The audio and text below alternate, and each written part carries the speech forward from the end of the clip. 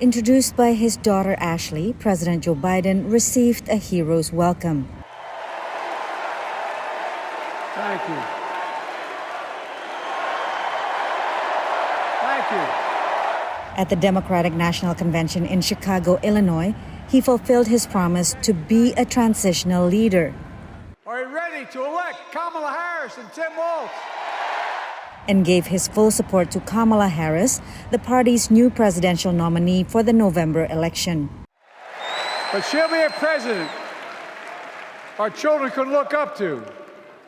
She'll be a president respected by world leaders because she already is.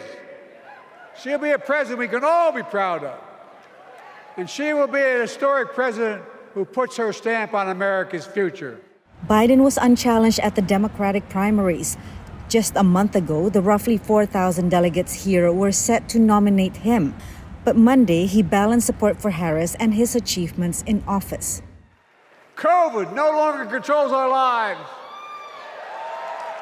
We've gone from economic crisis to the strongest economy in the entire world.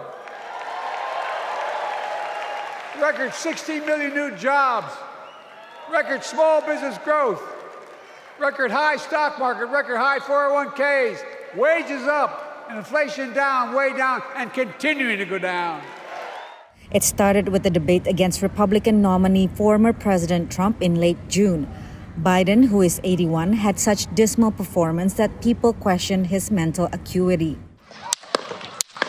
Then an assassination attempt on Trump that rallied Republicans and pushed him further ahead in the polls.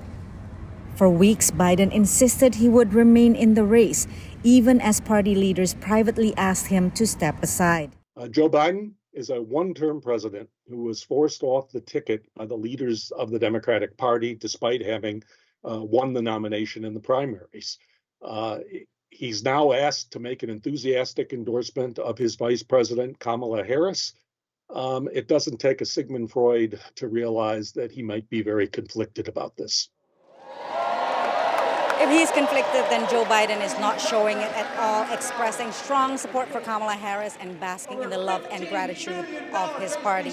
We spoke to some convention delegates here on the floor. It was a beautiful speech.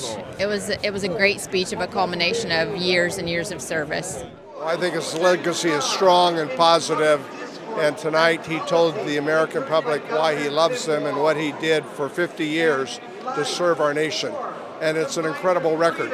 This despite Trump trying to sow division among Democrats. They forced him out. It was a coup. We had a coup. That was the first coup in the history of our country. Biden repeated Democrats' theme of Harris, a former prosecutor, going against Trump, who has been found guilty in court. And crime will keep coming down when we put a prosecutor in the Oval Office instead of a convicted felon. Biden ended his speech with an embrace from Harris, cementing his role among Democrats as the leader who could possibly save the country again from Trump, this time by passing the torch. Joe, thank you for your historic leadership, for your lifetime of service to our nation, and for all you will continue to do. We are forever grateful to you. Patsy, Widakuswara, VOA News, Chicago.